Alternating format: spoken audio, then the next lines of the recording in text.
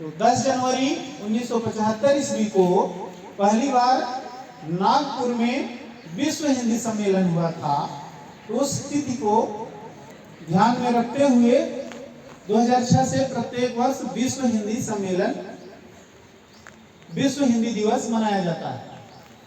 हिंदी की प्रगति के बारे में, हिंदी के विकास के बारे में, हिंदी से प्रेम बढ़े, हिंदी में चीजें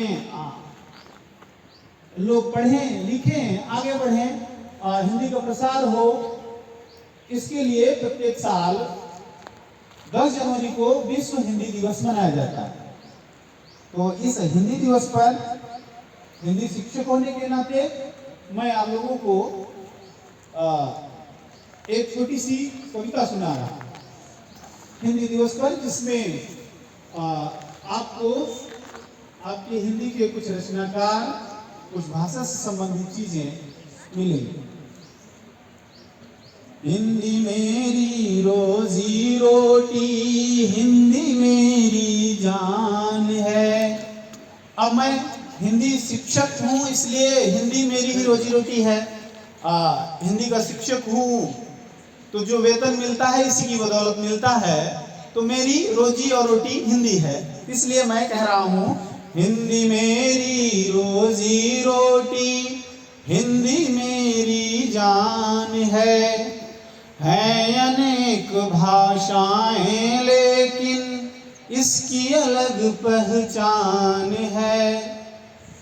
हिंदी में ही पढ़ना लिखना मुझको अच्छा लगता है, हिंदी में ही पढ़ना लिखना मुझको अच्छा लगता है।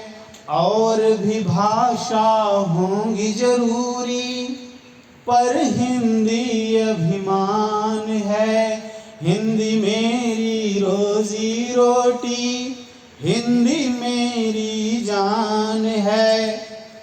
आगे, उपभाषाएं 5 हैं और हैं 18 बोलियां। उपभाषाएं 5 हैं और हैं 18 बोलियां। उपभाषाएं कौन 5 हैं पता है आपको? पूर्वी हिंदी, पश्चिमी हिंदी, बिहारी हिंदी, राजस्थानी हिंदी। कितनी हो गई? 5 हुई। पूर्वी हिंदी, बिहारी हिंदी, पश्चिमी हिंदी, राजस्थानी हिंदी और पहाड़ी हिंदी। ये 5 उपभाषाएं हैं और इन उपभाषाओं के अंतर्गत 18 बोलियां हैं। जैसे बिहारी हिंदी के अंतर्गत 3 बोली है, मगही, मैथिली, भोजपुरी। पूर्वी हिंदी के अंतर्गत 3 बोलियां हैं, अवधी, बघेली, छत्तीसगढ़ी। पश्चिमी हिंदी के अंतर्गत खड़ी बोली, कन्नौजी, हरियाणवी, ब्रज और बुंदेली। राजस्थानी हिंदी के अंतर्गत गढ़वाल, राजस्थानी हिंदी के अंतर्गत जयपुरी, मेवाड़ी, मालवी, मारवाड़ी और पहाड़ी हिंदी के अंतर्गत कुमाऊनी, गढ़वाली और नेपाली। इस प्रकार 5 उपभाषाएं और 18 बोलियां हैं। उपभाषाएं 5 हैं और हैं 18 बोलियां। कान में मिश्री घोले इसके, शब्द है मीठी गोलियां। देवनागरी है लिपि इसकी, जो है पूरी वैज्ञानिक। हिंदी की लिपि क्या है? देवनागरी, और पूर्ण रूप से वैज्ञानिक है। जितने वर्ण उतनी ध्वनियां। देवनागरी है लिपि इसकी, जो है पूरी वैज्ञानिक। शब्द संपदा है इतनी, जो भर दे सबकी झोलियां। उपभाषाएं 5 हैं और हैं 18 बोलियां। अब हिंदी में वर्ण कितने हैं? हिंदी में कुल वर्णों की संख्या कितनी है? पहले हम लोग 52 पढ़े थे, लेकिन अब 53 हो गए। कौन कौन से स्वर हो गए? 11। आ, ई, उ, री, ए, ऐ, ओ, औ। और 2 अयोग वाह, अनुस्वार और विसर्ग, अं, अह। 25 स्पर्श व्यंजन क से म तक। 4 अंतस्थ व्यंजन य र ल व, 4 ऊष्म व्यंजन श श स ह, 4 संयुक्ताक्षर श्र क्ष त्र ज्ञ और 2 उच्छित या द्विगुण व्यंजन ड़ ढ़ और एक विशिष्ट व्यंजन अभी कुछ महीने पहले जुड़ा है ढ। तो कुल मिलाकर 53 वर्ण हो गए। 3 वर्णों के ऊपर 2 पंक्तियां। 53 वर्णों की खेती है और फसलें हैं कई हजार। 53 वर्णों की खेती है और फसलें हैं कई हजार। इसके मीठे शब्द जो बोले पा जाते हैं सबका प्यार। जितने होते वर्ण हैं इसके उतनी होती हैं ध्वनियाँ। हिंदी में जितने वर्ण हैं उतने ही ध्वनियाँ हैं, इंग्लिश की तरह नहीं। आप लिख रहे हैं नॉलेज, आप लिख रहे हैं नॉलेज KNOWLEDGE, शुरू कर रहे हैं के से लिखना लेकिन पढ़ रहे हैं न से। तो इंग्लिश में साइलेंट वर्ड है, मूक ध्वनि है, लेकिन हिंदी में प्रत्येक ध्वनि के लिए, प्रत्येक लिपि चिन्ह के लिए, प्रत्येक वर्ण के लिए एक ध्वनि है। तो जितने होते हैं वर्ण इसके उतनी होती ध्वनियाँ। पंत प्रसाद निराला वर्मा छायावाद के खंभे 4। 53 वर्णों की खेती है और फसलें हैं कई हजार।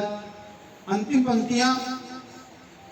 कबीर जायसी सूर और तुलसी हैं हिंदी की शान। कबीर को तो जानते हैं आप लोग, वर्ग नवम का पद्य में पहला ही पाठ है ना, कबीर की साखियां और सभा, जिनका जन्म 1398 ईस्वी काशी के लहरतारा नामक तालाब के पास माना जाता है, जिनके पालन करता गिरु नीमा, जिनकी संतान कमाल कमालिए, जिनकी पत्नी लोई मानी जाती हैं, जिनके हिंदू गुरु रामानंद, मुस्लिम गुरु शेख तकी और शिष्य धर्मदास माने जाते हैं। और शिष्य धर्मदास और रचनाएं साखी सबद रमैनी, और इन तीनों रचनाओं का संग्रह बीजक। और इन जो तीनों रचनाएं हैं साखी सबद रमैनी, इन तीनों का संग्रह बीजक है। और कबीर की भाषा पंचमेल की चड़ी या सदोकड़ी मानी जाती है। तो कबीर का जो पद एक दिया आपके पाठ्यक्रम में, आपके सिलेबस में, कि उन्होंने उस पद में बताया कि ईश्वर कहाँ है। आप ईश्वर को ढूंढने हर किसी विषय से कहाँ जाते हैं, लेकिन कबीरदास के अनुसार ईश्वर कहाँ है। क्या उन्होंने कहा है, मोको कहाँ ढूंढे बंदे मैं तो तेरे पास में। आपके पाठ्यक्रम का ही पद है ना, मोको कहाँ ढूंढे बंदे मैं तो तेरे पास में। नाम देवल नाम मस्जिद, नाम देवल नाम मस्जिद, ना काबे कैलाश में। मोको कहाँ ढूंढे बंदे मैं तो तेरे पास में। कितना अच्छा पद और कितने अच्छे रचनाकार ना, यह हिंदी में ही संभव है। उसके बाद कबीर जायसी सूर और तुलसी हैं हिंदी की शान। तुलसीदास को तो जानते ही हैं, वो भी वर्ग दशम में राम लक्ष्मण और परशुराम संवाद पाठ के माध्यम से आपको पढ़ने का अवसर प्राप्त हुआ। तो राम लक्ष्मण परशुराम संवाद में रामचरितमानस का कुछ अंश है। तुलसीदास के बारे में भी आपको पता है, ये अवधी भाषा के बहुत बड़े कवि हैं, और जो उनका महाकाव्य रामचरितमानस है वह विश्वविख्यात है। इसमें 7 कांड हैं, बाल कांड, अयोध्या कांड, अरण्य कांड, किष्किंधा कांड, सुंदर कांड, लंका कांड और उत्तर कांड। उसी के कुछ अंश आपके पाठ्यक्रम में दिया गया था। इसमें राम लक्ष्मण और परशुराम की बातचीत है। क्या बातचीत थी, कहां से शुरू हुई है। नाथ शंभुधन भंजन हारा, होई हमको एक दास तुम्हारा। धनुष टूट चुकी है और धनुष के टूटने से क्रोधित परशुराम आते हैं और पूछते हैं कि किसने इस धनुष को तोड़ा है, सामने निकल जाओ, नहीं सभी को मार डालूंगा। तो उधर से जवाब दे रहे हैं क्या? नाथ साबुधनु भंजन हारा, होई है को एक दास तुम्हारा। आयसु काह कहीं किन मोही, सुनिरि साई बोले मुनि कोही। सेवक सो जो करे सेवकाई, अरि करनी करी करियल राई। सुनहु राम जेहि शिव धनु तोरा, सहस बाहु सम सोरिपु मोरा। सुनि मुनि बचन लखन मुस्काने, बोले परसु धरहि अवमाने। बहुधनु ही तोरी ललिकाई, कबहु नय सरिसी कीन्ही गोसाई। तो इतना मधुर रचनाकार आपके पाठ्यक्रम में है। तो इस सब चीजों को जानने के लिए विश्व हिंदी दिवस प्रत्येक साल 10 जनवरी को मनाया जा रहा है। और आगे की लाइन, आखिरी लाइन, कबीर जायसी सूर और तुलसी, है हिंदी की शान। अपनी कविता से मन मोहे, विद्यापति रहीम रसखान। रसखान भी आपको पढ़ने का मिला सवैया। सैयद इब्राहिम इस्लाम धर्म मुस्लिम कवि होकर कन्हैया से इतना प्रेम कर रहे हैं कि कह रहे हैं कि कन्हैया, इस जन्म में तुम्हें जहाँ जन्म लेना था ले लिया, लेकिन अगला जन्म चाहे मुझे पशु का मिले, पक्षी का मिले, पत्थर का मिले, इंसान का मिले, मैं ब्रज भूमि में ही रहना चाहता हूँ। क्या कह रहे हैं? मानुष हो तो वही रस खानी, बसा ब्रज गोकुल गाम के वारन।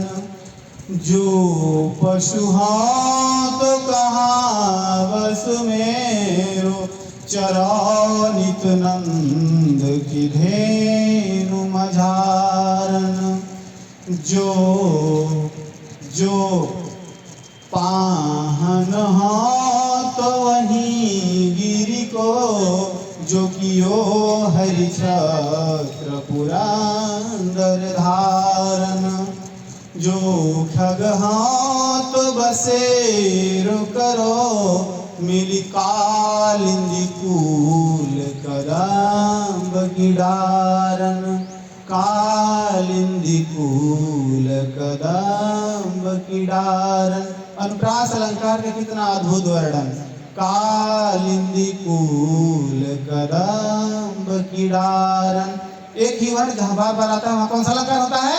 अनुप्रास। ये आपकी हिंदी के कवि हैं, हिंदी की ख्याति है, हिंदी की संपदा है। कबीर जायसी सूर और तुलसी, है हिंदी की शान। अपनी कविता से मन मोहे, विद्यापति रहीम रसखान।